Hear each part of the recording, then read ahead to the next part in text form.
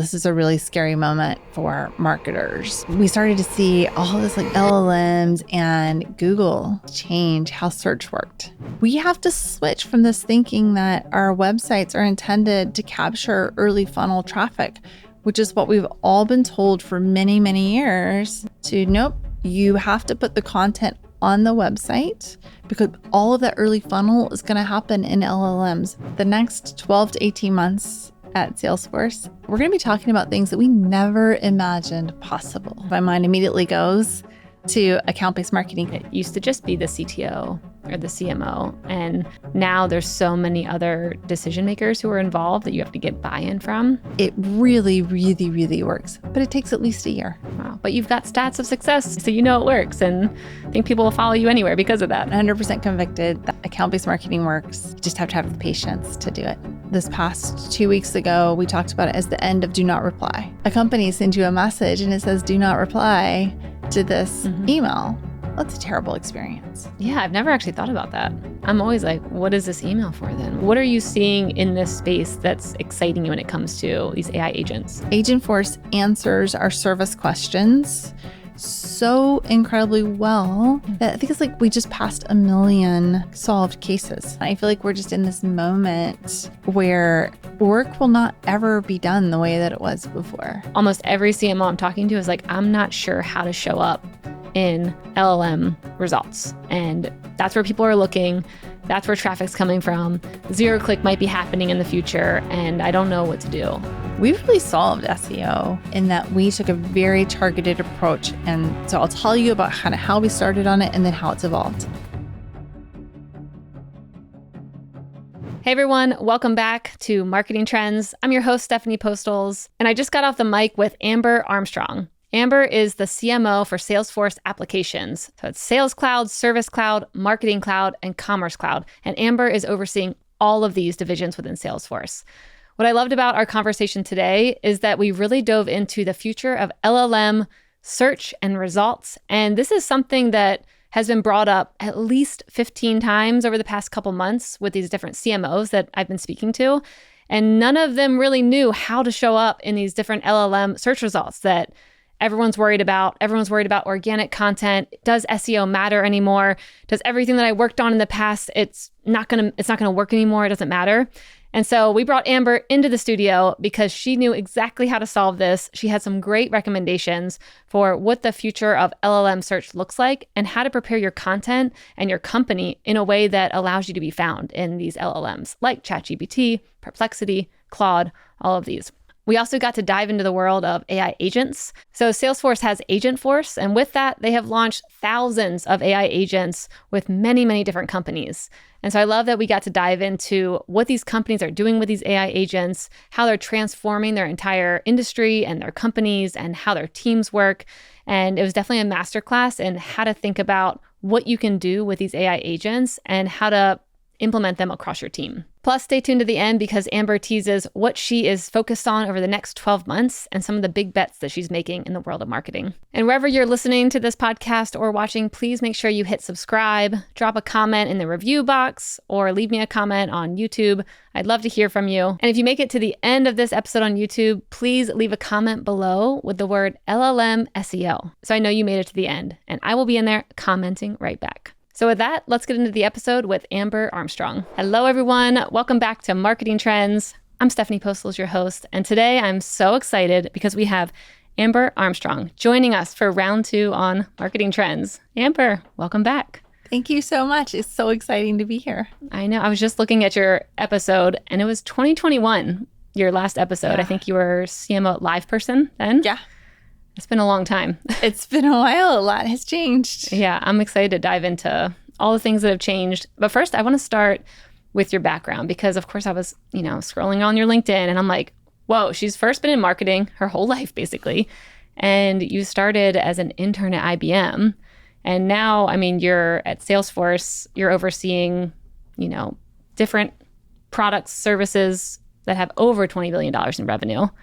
So I'd love to just hear about your career path and, your background. Yeah, absolutely. Well, actually, before I did my internship at IBM, I worked at 2 small software companies. in the warehouse management software space. Okay. And I decided to go back to business school because I wanted to get a job at a bigger company. And I thought that's the only way I was going to be able to do that. And so I did. I went to Chapel Hill and then got the job at IBM coming out of that. Was intern there for the summer, loved it, and went back full time. And I had 14 years at IBM. And in those 14 years, I mean, IBM's got to be one of the best training grounds out there. I learned so much. People ask me, why did you stay at IBM for so long? It's like, well, because I never got bored, right? There was always something to learn. I was a part of a program where I got rotated through different parts of the company. And so I really got this broad exposure across marketing. And one of the things that really stuck out for me in that part of my career is someone said, who do you want to be when you grow up? And I was like, well, I want to be the most senior person in marketing. And at the time, it was this man named Bill Duncan. And I was like, so I'm just going to collect his skills. That was the advice, just collect his skills. And so I did. Across my career at IBM, I did that. And then when I decided I was ready to leave IBM, there were kind of a few things that were kind of coming together. But the main thing was I kind of knew what the next jobs were. And I was like, I really want to go fast. And I think I can do it on my own. And I wanted to stay in the AI space. The majority of my career has been in AI in all of its forms, all the way back from like predictive AI and now obviously in generative. And I got this offer to come to LivePerson, which is in the AI space. And I went there and I did some of the best work. I'm most proud of some of the work that we did at LivePerson. We launched this whole Curiously Human brand, redid the website stem to stern. I mean, we really did some really great work. And then ultimately, I missed the big company. I missed that being able to have that kind of constant change and scale, and the global pieces of it are a really important part of what I like to do. And so now I've been at Salesforce for about 2.5 years, a little bit more than that. And I'm having an absolute blast. I just took on a new expanded role. So I've been leading Sales Cloud for right at 2.5 years. And I just expanded my role. So now I lead Sales Cloud, Marketing Cloud, Service Cloud, and Commerce Cloud with leaders kind of reporting into me. And so I get to work on this over $20 billion set of businesses, which is just, it's really, really fun and challenging, very challenging. Yeah, it's wild to think about that many things falling under you. I mean, what does your day-to-day look like with so many different priorities, especially knowing that, I think Sales Cloud is 25 years old and is Service Cloud 20 years old? Yeah. And then you've got some more fast growth products that are also in the fold. Like, how do you manage your time and what does your days look like? Well, the first trick is I have really good leaders. So I have a really great team. I'm actually hiring for a couple of the roles right now. So what are you hiring for? Let's give some shout outs. A lot of great people are listening. We're hiring for the Sales Cloud and the Service Cloud CMO roles right now. Okay. But within those teams, I have really great leaders as well. And so I have really figured out kind of who's great at what, and I'm able to kind of delegate and bring them along as I'm filling these roles. And then we have incredible leaders for Marketing Cloud and Commerce Cloud as well. So that's the first thing. And all of my roles is like finding good people, leaning into their skills, and making sure that where we have gaps, we kind of lift up around those. But the other thing that we did, and we just did this actually this past week, we just officially launched our kind of cross-team call, and we have 6 priorities. And those 6 priorities are the things we're going to do consistently across the clouds, because we're not trying to create this kind of amalgamation of clouds. Like, each cloud needs to be successful independently, because they're all touching different buyers and they're solving different problems. So the 6 priorities go across those 6, but then I can't be involved in all of those. And I don't want to create this overhead for the teams. So we're actually introducing guilds on each of the 6 priorities. And someone inside of the organization will lead the guild. And then they have cohorts. So they'll have one person from each of the clouds that will come in and work with them on solving all the things that need to happen around that particular priority.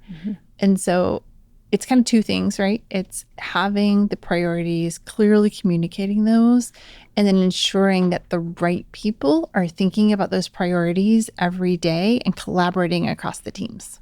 Yeah. We'll see if it works. We just launched it. I mean, amazing. So what does it mean to have a guild? Like, tell me more about the thinking. Like, what does that look like? Because I've been a part of cross-functional teams before that try and help, keep the goals top of mind and make sure things are happening. I was on one at Google. It's very hard to try and keep all these leaders talking to each other, but also not merging them all into like same of same. Yeah. And so how do you explain this concept of a guild and how to make this cross-functional team work? Well, I'll give you an example. We'll just take one of the priorities, right? So one of the priorities is around Dreamforce. As anyone who knows anything about Salesforce, Dreamforce is, I think it's the best industry event out there. It is incredible. And it's really important from our pipe gen perspective and also from our progression perspective. And it takes a lot to execute. And I think, people think you show up to Dreamforce and it's incredible, but you don't realize all the very painstaking detail that happens. Unless you're in marketing, then you probably really understand deeply all the painstaking details. So the guild leader for Dreamforce will work across the 4 clouds to say, okay, here's the things we're doing. Like, let's have consistency and kind of making sure we're approaching things in a similar way. Let's make sure that we're communicating with each other, where we can cross-collaborate, where we can, where can marketing help support commerce's message? Where can sales help support services message? And drawing that communication. And then from a career perspective for the guild leader, because these are roles that they volunteer for, they will get to present and kind of in a quarterly basis. I ask people to take on a guild lead for a year, for a fiscal year, and they will get to present to our VP of product marketing, ultimately to our CMO, Ariel Kelman. And so it gives them a lot of opportunity to get exec exposure and also to learn more on something that they don't focus on every single day. Wow, that's awesome. I mean, definitely seems like it's going to help with efficiencies and also promoting people and letting them get exposure. What are some other guilds, if you can share? I mean, the Dreamforce one seems very like, yes, of course, that's a very important one. We've gone to Dreamforce a couple times, and every time I'm like in awe of the things that are going on at any moment and wondering how many people it took to just get this one booth here, giving this one experience. And there's hundreds of them. So, it's really, really, we have an incredible, Erin Olaz leads our Dreamforce team, and she's incredible. All right, you're gonna put me on the spot here to be able to remember all of my priorities across the 6. But the first one is we use a process at Salesforce called V2MOM, and it's all about our metrics, our vision, value, metrics, methods. And one is having consistency in how we're looking at the numbers, how we're measuring our success every month. Then, of course, we actually sit inside of product marketing inside of Salesforce. And so making sure that we have great quality around our demos, our first call decks, all of the core basic assets. Then the third one is really aligning around Dreamforce, but also LaLima and our company kickoffs. We do a quarterly company kickoff, which is a thing I've never heard of that at another company. And we do it to get alignment across the whole organization. So it's really important that we show up at that meeting as a united team to our sellers so that they have really clear understanding. So LaLima and Dreamforce kind of go hand in hand because it's all about kind of bringing those messages and those activations together. Then how we actually enable our sellers, we enable our sellers around the problems that our customers are trying to solve. And in the past, we've answered those in silos. Here's how you solve the problem with sales products or service products. And so bringing those together, we will enable our sellers across all of these. And then something we haven't done great at Salesforce yet is account-based marketing. We have great like high-end, high-touch kind of events and things for our most significant customers, but we haven't done a great job at account-based marketing from a digital perspective. And so that's something that we're launching that we'll have someone really dedicated and focused into. And then the very last one is all around the team, right? And how do we build this culture where we're always learning and growing and challenging ourselves? One of the things in that, this is something I'm leading right now because we don't have an actual guild leader for this right now, is a career day event. It's something I did at IBM. We're repeating it now at Salesforce, where we're bringing in executives and they're going to answer questions. People have anonymously submitted questions. Oh, fun. And I have 10 executives who are going to be in the room, and they're going to draw a question out of the hat and answer it live. And then we do a speed mentoring session. And it's such a fun event.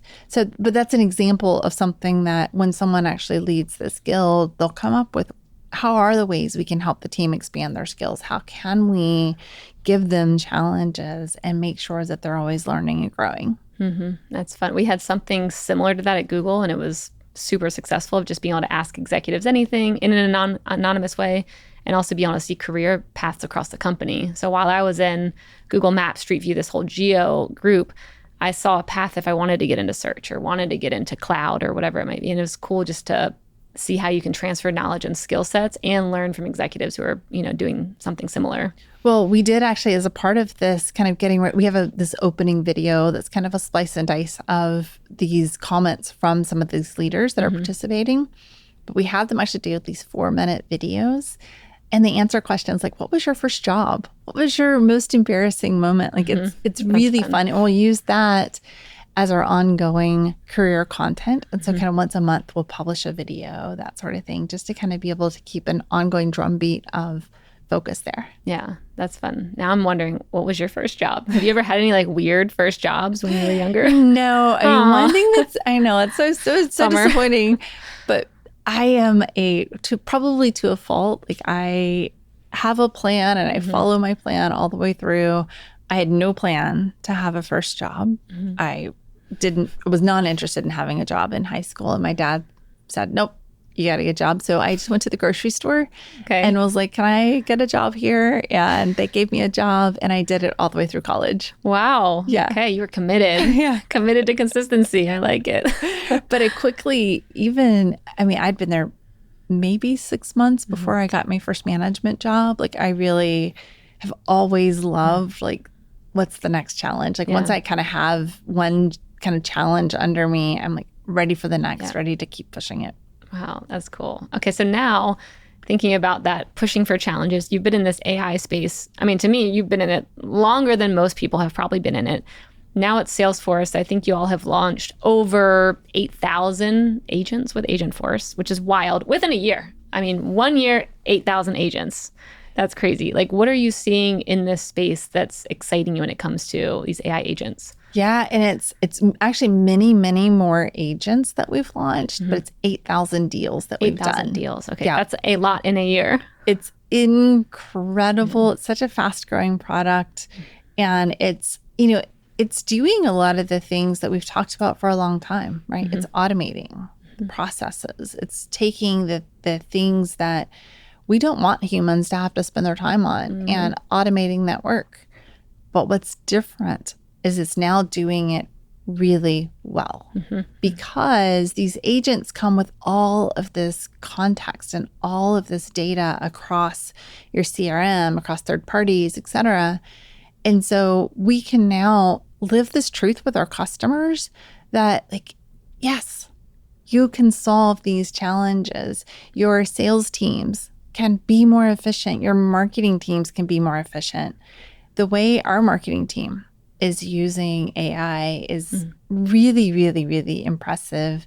And not even just the Salesforce tools, right? Of course, they use the Salesforce tools, but they also are out there we have Gemini. I have full access to Gemini, so we can input any information into Gemini that we want to, and it's trusted and protected.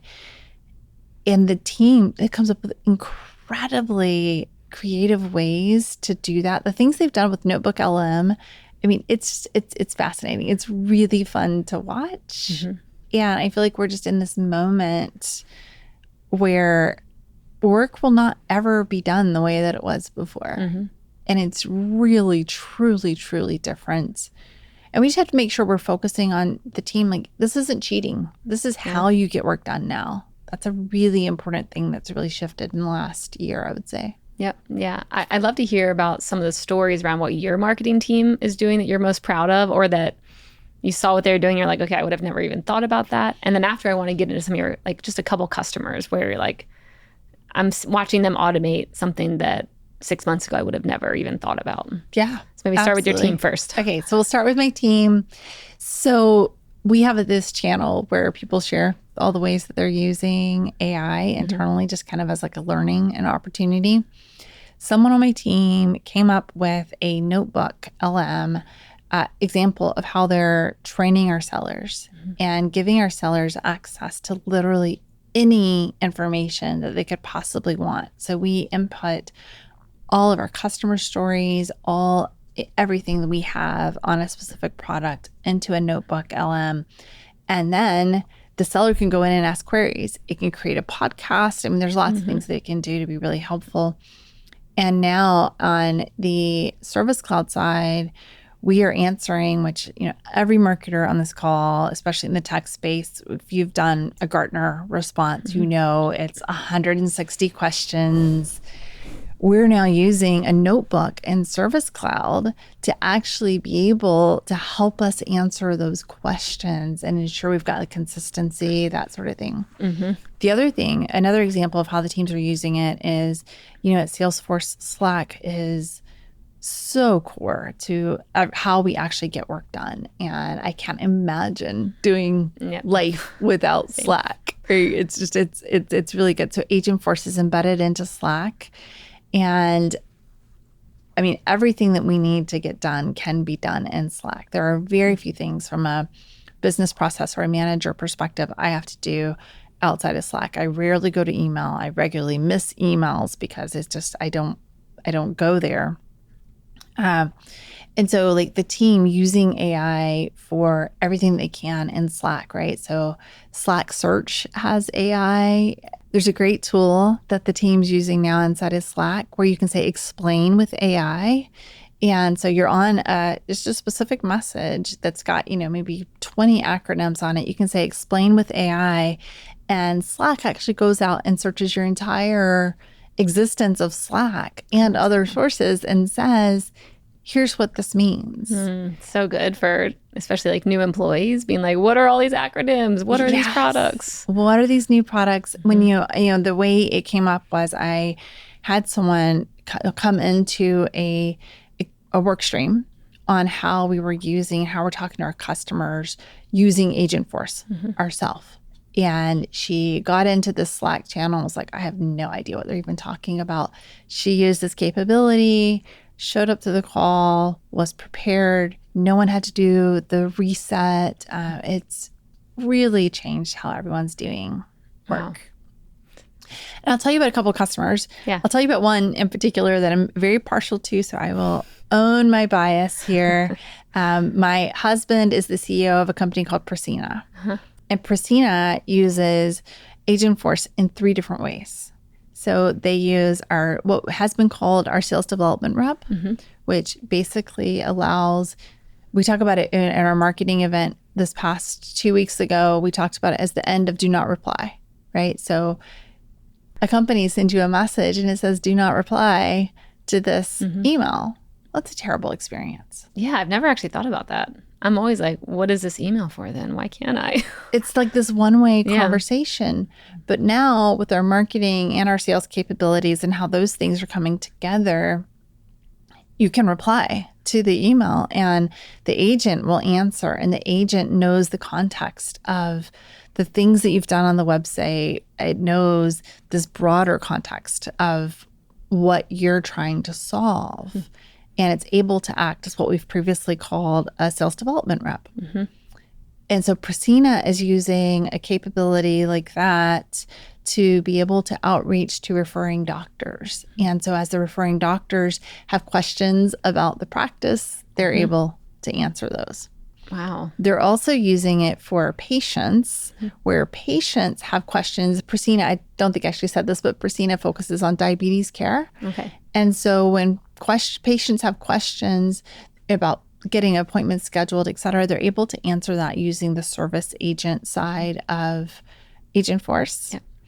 And then they have the thing that's really unique about Priscina is they pair social workers and doctors together to solve diabetes. So they make sure that the social workers are trained appropriately using our sales coach capability. And so they know that when they get on the phone with a patient, their social worker is going to be able to answer those questions in a way that's really guided by Priscina's principles and values and their approach and how they solve diabetes. I'm very biased. Cool. Yeah, I mean, I'm going to be biased now too. It's pretty cool. And what numbers has he seen since pulling Agentforce into these different applications? It's still pretty early. They haven't released anything publicly yet. Just dinner time conversations of like, this is working pretty well. Yeah, they're very excited about the ability to automate things inside of the medical practice so that their social workers and their doctors are just spending time with patients. That's the dream. And that's why, I think they've really trusted Agentforce. There's actually, they did a big video for Salesforce and cool. It's pretty fun. It's a great story. Oh, that's fun. Okay. Anyone else that you're watching and you're really impressed with right now? There's so many customers that are just doing things that are really, really exciting right now. I've seen some of your guys' customer stories, and every one of them is very different, which is why I love it. They all have very unique use cases that probably now have a lot more threads that, between retail. There's probably a lot of similar use cases, but in the beginning it was all so different, which is why it was fun to keep track of. Yes. So something you and I talked about before we hopped on here was around like AI and the future of SEO and content. And this has been a very large topic of conversation probably over the last 15 episodes I've been doing, where almost every CMO I'm talking to is like, I'm not sure how to show up in LLM results. And that's where people are looking. That's where traffic's coming from. Zero click might be happening in the future, and I don't know what to do. And I feel like you do, based off what we talked about. So I would love just to hear some of your thoughts around this space of how to ensure your brand, your product, your services are showing up in all the places that your buyers are querying. Absolutely. You're in my jam. I love it. Yeah. So I really love SEO, and I think, in Sales Cloud specifically, we've really solved SEO in that we took a very targeted approach. And so I'll tell you about kind of how we started on it and then how it's evolved. So the way that we started is we looked at our competitors who are ranking on keywords that we really cared about, keywords specific to volume, particular strategic areas of our business. And we just listed out those keywords and we started publishing content against those keywords. Yeah. And we published that content at the right length. There's a lot of real detailed thought that goes into how do you win that specific keyword. And we had a lot of success. One keyword or long tail keywords or both? Both. Okay. Both. So we did kind of clusters. Yeah. And we said, okay, this is a cluster of keywords. So let's publish around all of these keywords so that we can ultimately win this very, very important keyword. Yeah. And it worked incredibly well. And this was starting 2 years ago when you came into Salesforce, right? That's when you started doing this with Sales Cloud. Yes, with Sales Cloud. And it's all of that content shows up as Sales Blazer. So if you go to salesblazer.com, that's where that content lives. It's all about how how sellers can meet their career goals, can solve their business challenges. It's not necessarily about, hey, here's the thing you need to go buy from Salesforce. So good. I think this is my thing that I'm harping on all the time to any marketers, like just do good thought leadership, do helpful content. Would you read this content? Or are you constantly just pushing, your products and building content around your products all the time versus get outside of that and think, what is this person actually looking for online? Like even though this is B2B, they're still a consumer and they're still looking for career tips and how to be, how to make money, whatever it might be. So I love that. Yeah, you called that out. Yeah. And so you just start with the data, right? What do people want to know? They want to know what they're searching for, right? And so that's how they vote. And so I'm a little bit competitive. And so we say every search is a competition and we want to win them all. We only want to win the ones that have high enough volume in order for us to invest the time and money into that specific keyword. But we've been really, really successful at doing that. And we're now rolling out, there's Service Blazer, there's a lot of other kind of community things that bring both the content and the community together that we've launched across Salesforce. Agent Blazer is another example.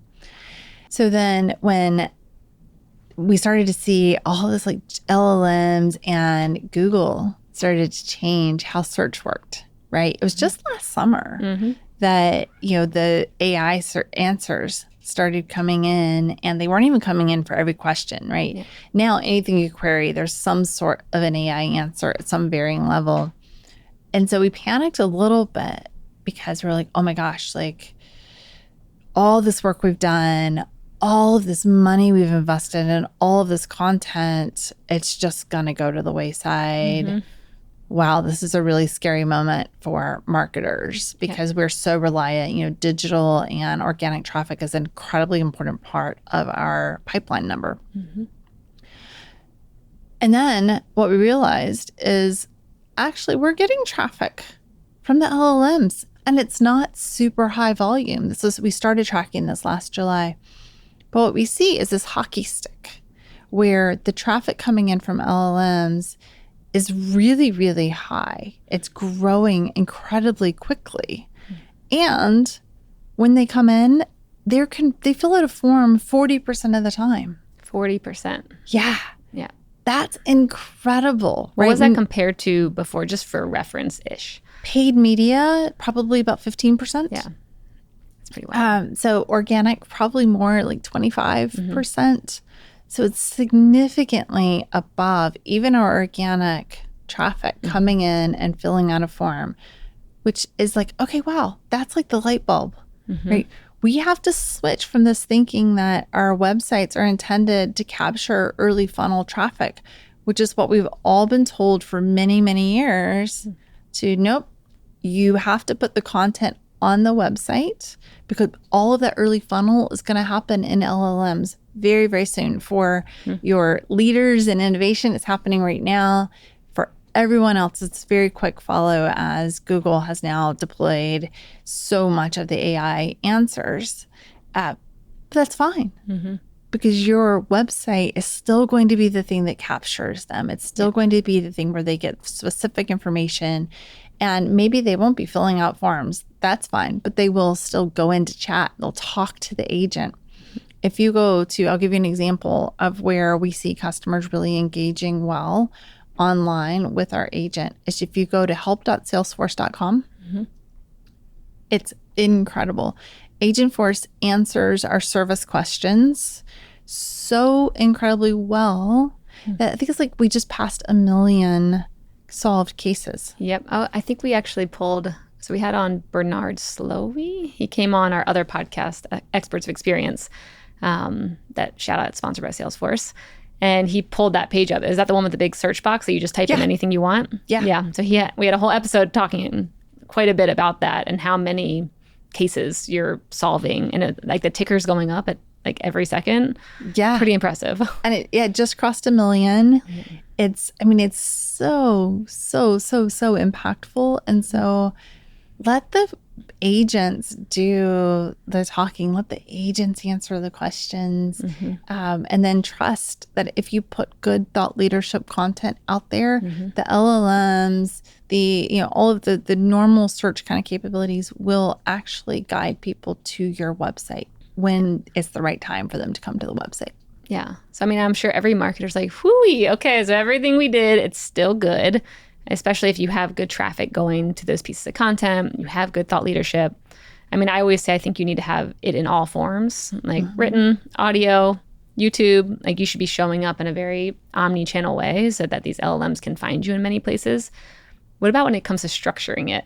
Because that's been a big question is, okay, I have all my content there, but these pieces still aren't getting pulled by these LLMs and they're finding my competitor's article or a clip from YouTube that's, just okay. So how do you guide your team on structuring the content so that it gets found? Yeah, I'll tell you, I am certainly not the expert at how to do the back end SEO work.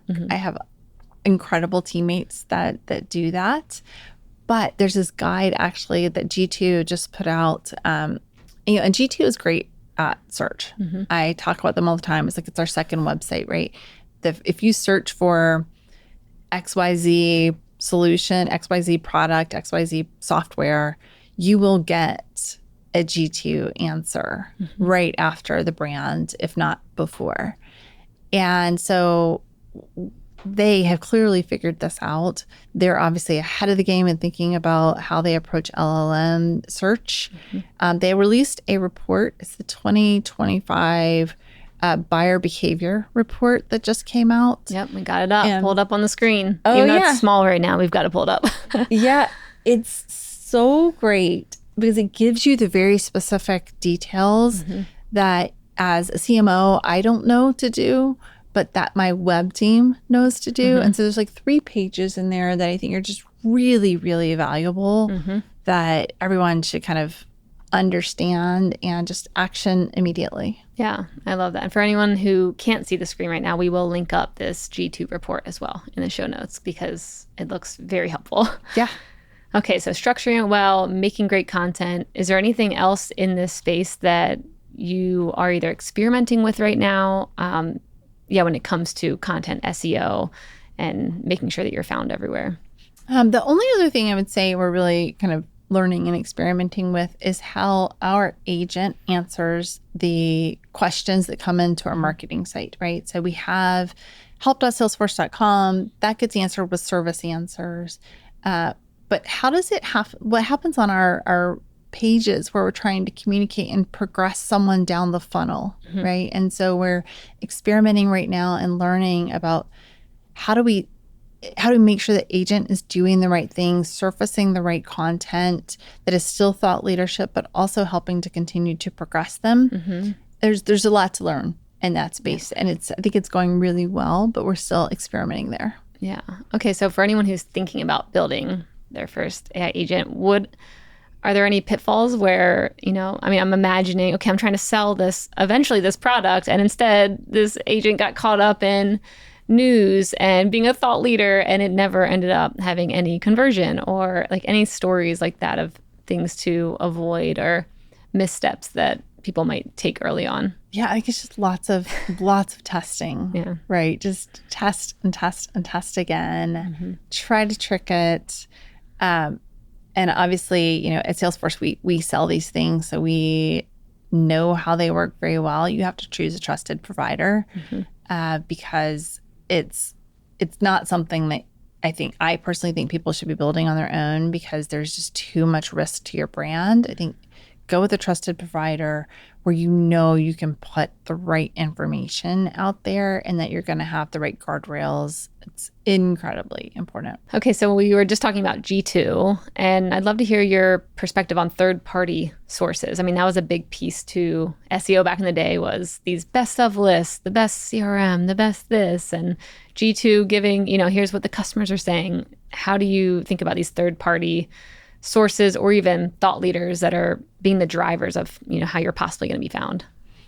They're incredibly important, right? Because, it's these LLMs are using all of this context and making decisions on which is valuable and not valuable. We actually publish our own best of lists. And that's something that it took a lot of approvals. Yeah. To put get your through. Competitors on them? I always, yeah. Okay. Yeah, we do. Okay. And we try to be, balanced in these things. We also come from a position where, if you look at Gartner as an example, we are a leader in every Magic Quadrant that we care about, right? So we do come from a strong leadership position. So that's a little bit maybe unique to Salesforce versus where we just have this wide breadth of skills where we really are the leaders. But G2, I talked about kind of how they come in. But they also, it's from social, it's from, it's across a variety of areas continuing that third-party validation is really important because it does feed the LLMs, but it's also like people are still going to go and look at the Gartner reports, right? They're going to look at G2, and G2 is still seeing that, I don't know if the traffic's going up or down overall, but they're still seeing, the top Fortune 500 and also SMBs both visit the site. So I think it's do the same things we've been doing, but pay attention to when they're coming in from LLMs and how does it change their behavior. Yeah. I'm wondering if there's any metrics that you used to have in maybe your QBRs that now you're throwing out because of, this different buying behavior. I've seen a couple stats. I think it's like 80% of the B2B buyer journey is already made up by the time they're talking to sales, or by the time they've already done all their research. They've already looked at G2, they've looked at Gartner, they've followed some influencers on LinkedIn. So it makes me question, like, what kind of metrics maybe are shifting within your org that you're like, we used to look at this one really strongly and now we don't, and we look at these instead. I am so hyper-focused on metrics. I don't think I've really given any of them up yet. You're just holding on to all of them. But it's because they tell you something about that kind of part of the journey. Like, I think there's still, I don't have any metrics that I've really truly walked away from. I will give you an example though of how I change metrics across the maturity of the business. Yeah. So for example, Sales Cloud, when we first took on our SEO journey, I remember saying to our CEO, I'm going to publish 70 articles in this particular quarter. And he's like, great. That that's seems 70. Yeah. Okay. One a day, more than one a day. Yeah. But that's what we're going to do. And less than one a day. Let me back up. Yeah. So 70 articles in a particular quarter. That's a lot in a specific month. We actually ended up going way above that because we found a bunch of articles that were actually things that had been created and were able to optimize and get some early, easy kind of wins and increase that. So we very much in that phase of the business where we were not showing up in SEO the way we wanted to, we focused on volume of content. Now, I don't need more content. I need that content to perform better. So we're doing some of the things like adding in the various types, like adding in infographics and adding in more of this richer type of content into some of those keywords so that they kind of move from position 5. We always want to be in position 1, 2, or 3. And so we're making those kind of optimizations. But now on my Service Cloud side, that part of the business, which I just started working with a couple months ago, they don't yet own all of the keywords we want to. So you need those 70 articles. We are pushing hard on publish, keep quality, but publish. And we work with this really great agency that's helping us do this across both businesses. And I talked to their CEO recently and said, okay, what are all the things that have worked on Sales Cloud? What's working or not working as we're doing this in Service Cloud? And so now we're applying those learnings across both teams. And it's great. But you do have to measure and think about businesses differently based on where they are, their maturity in that specific part of the funnel. So I'm guessing the newer products that are within your purview, similar, like we just need to get content out there right now versus Sales Cloud is optimizing content that probably is getting a lot of clicks, but it's a little older. Yep. That's how to think about it. Yep. And it's also, we still publish probably, I think we're still publishing about 10 articles a month in Sales Cloud because there's still things that are important to talk to our audiences about right now. But on the Service Cloud side, we're doing 70. And on the Marketing Cloud side, we're doing a lot of publishing there. And then, of course, on Commerce Cloud as well. So cool. Is there any formats that you're betting on when it comes to content right now that maybe is newer than, of course, just written content and blogs? Is there anything you're experimenting with or you want to experiment with? I wish I had a more creative answer for this, but I just want to win an LLM, and that's long form content, like through and through. It's different types of long form content, right? The best of list we talked about. But yeah, I think it's less about any other form until LLMs start recommending videos as a high quality piece of content. I think we're just focused on long form right now. Yep.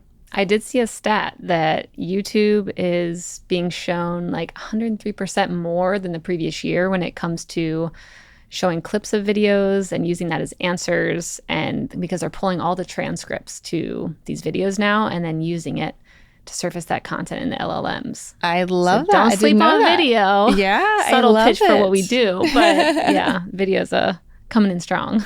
I love that. I didn't know that. That's great. I'll send you this thing this wrote about it too, and I'd love to hear your thoughts on it. So, I mean, we've talked so much about AI now, and of course, a big focus is you have a lot of people under you, I'm sure, and getting them upskilled, comfortable. Like you said, the messaging is even different now, where maybe a year ago, if you were using AI, it was like, no, you can't use ChatGPT. No, don't write that. It's like, you're cheating if you do that. You're not thinking. And now, if you're not, it's like, why aren't you being more efficient and using these tools, at your disposal? So how do you measure this within, the teams that you work with to make sure that your team is, comfortable with AI? Yeah. So Salesforce is so ahead of the curve on this. Mm-hmm. Every company does these, employee engagement surveys. We actually ask, how comfortable are you using AI tools? Mm-hmm. And then we track it quarter over quarter and we see, how is it trending? Hopefully it's getting much better. Obviously it's only going to go up, but it's an important measure and it's a reward, right? Like, it's like, so leaders are like, wow, Amber, your team's really comfortable in AI. Good job, right? Yeah. Same for any of the leaders. And that is exciting because it gives the team permission to use these tools. And we share it on social so they get accolades from their peers when they share interesting ways that they have solved their challenges. My product marketing team actually just got together and they all submitted like things they were using across different parts of the funnel, and they hosted a webinar. They shared it out on channels. I mean, they're just really doing a lot of things that are supporting each other in this. One way that I encourage people to get their teams more comfortable is encourage and share how you're using it in your personal life. So I'll tell you a little story for me. Yes, please. I just got back. I did 2 weeks in Japan with my family. My husband, my son, and I went to Japan. I planned the whole thing in Gemini personally. Yep. And then I came back and I wrote a prompt that is about 3 pages long that I can now input into Gemini, and it creates this itinerary that is so incredible. It's better than any itinerary you've ever gotten from any travel agent. Like, I feel so strongly about that. Yeah. And now when I want to plan our next trip, all I have to do is change the details of the trip because it already has all my family's preferences built into the prompt. And so that's an example. And I've kind of shared that kind of verbally with my team of like, I'm using this in my day-to-day life. Like, how are you using it in your day-to-day life? Because when you use it in your day-to-day life, then the professional uses start to open up, right? You start to think about, oh, I could do this, or wow, I hate doing this part of the process. Is there a way AI can help me do that? Yeah. And just, I think having people showcase that work, get excited about it and reward it rather than it seeming like they're cheating or that AI is going to take jobs, right? I think there is a huge fear around that. And I think the people who, especially marketers, who are going to be really successful are the ones that are like, I'm going to use this to superpower myself versus worrying about, is this going to take my job? Like, no, I'm going to make this my superpower. Yeah. And that's what people who are coming in earlier in their careers, that's what they're going to do, right? They're all going to be trained on generative capabilities in college, right? And so they're going to come out very skilled at being able to do this. And so we have to make sure that as we're further in our careers, we continue to learn, we continue to try to find new ways to do things we've done forever. Yeah, I love the idea of like blending what you're doing in your personal life and bringing it into the office, because to me, that is the world we're in now, where, I mean, back in the day, you would go into the office and you would have access to a tool that you couldn't get on your personal laptop. And so you could only do it on that company laptop. And the worlds were very separate. And now it's like you're using the same tools for work life, home life, and what a fun way to get your team trying things out with no risk by being like, look, here's a fun personal thing I did. And I think it says a lot about you as a leader doing that as well, because there are a lot of leaders I talk to who have not even played around with it. And it's like, well, no wonder your team is timid to use it, because you're not showing them it's okay. You're not giving them a permission slip and showing how you yourself did it and played around and messed up and got wrong answers and got right answers, and how, so I love that you're showing up for your team like that and giving them that permission. Yeah, it's fun. And I am nothing if not like hyper efficient. And so I extra love it because it just makes me so much more efficient. Yeah, I love that. So when it comes to this comfort level with AI, I mean, do you have numbers of what you're looking at where, it started out and only 1% of people said they're comfortable, or is it proving through task-based work? Like you need to be able to do something to prove that you're comfortable with it in these surveys. Like how do you actually measure? It's more of a like, do you feel that you know how to use AI to better your work efforts? And so it's kind of it's almost a yes/no kind of a question. And yeah, people are trending very, very positively on it. Yeah. If they say no, does it guide them to something to help? It doesn't right now. I do think, though, that we're looking at it, like, and I'm looking at it now across these businesses, and we have differing levels of answers. All 4 of the major teams that I lead are all actually trending very, very positively, but some are trending more than others. And so we're leaning into the ones that are trending higher, where those teams are sharing more and having them do more of that sharing now in our cross-functional team. So that everyone starts to see like, oh yeah, I can try that. It's great. Yeah, your guild coming back in strong. It is. I love it. Okay, this has been amazing. Now I want to future cast a bit and just hear, what are you most excited about over these next 12 months? What are you working on? What big projects, or what are you most excited about? So from a product perspective and the things that we get to talk to customers about, the next 12 to 18 months at Salesforce we're going to be talking about things that we never imagined possible, and getting to tell incredible stories about products that do really incredible things. Like that is exciting.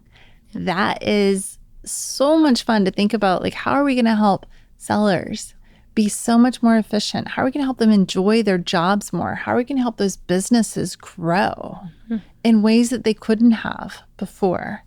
And there will be winners and losers in that, right? The companies that really embrace these technologies are going to be on the winning side. And we're going to get to tell all these great customer stories.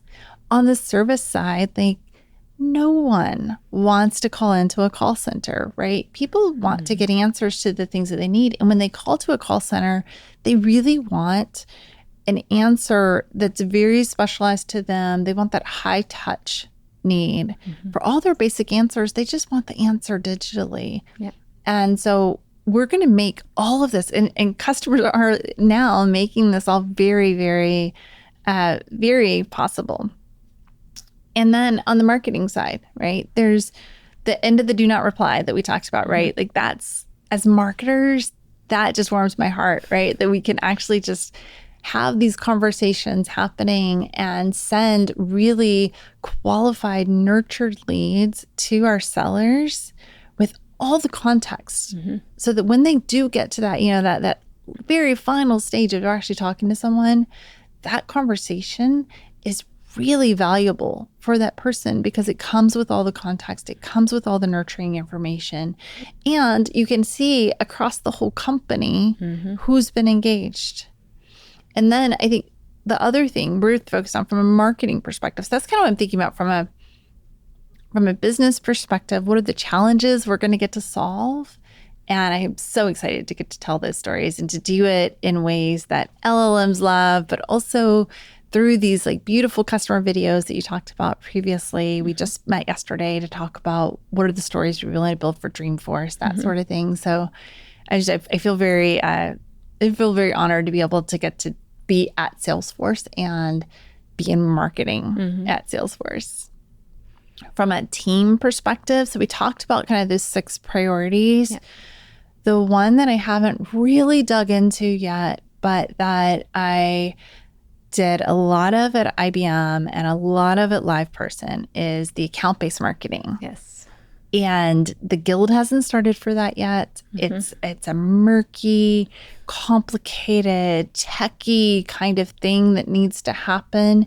Agentforce is going to make that so much more possible, especially with Data Cloud, because it kind of connects the data across all of these capabilities. So, at Salesforce, we are customer zero, so we use all of our own capabilities. So we will be able to use our Salesforce capabilities to build out this account-based marketing approach and do it digitally, not just the kind of high-touch stuff that we've been doing so far. And the thing that I think is really exciting about that is, previously I've thought about it as you do account-based marketing because you want to be really efficient with your dollars. You want to spend it on the account that you really want to win, and you want to make those experiences better. Now, I actually kind of flip it the other way, where I want our customers to have really incredible experiences that are helpful to them. And the way that I can do that is by really focusing on what do these accounts need? How can I answer that across the breadth of this business? And then how do I arm the sellers to answer that?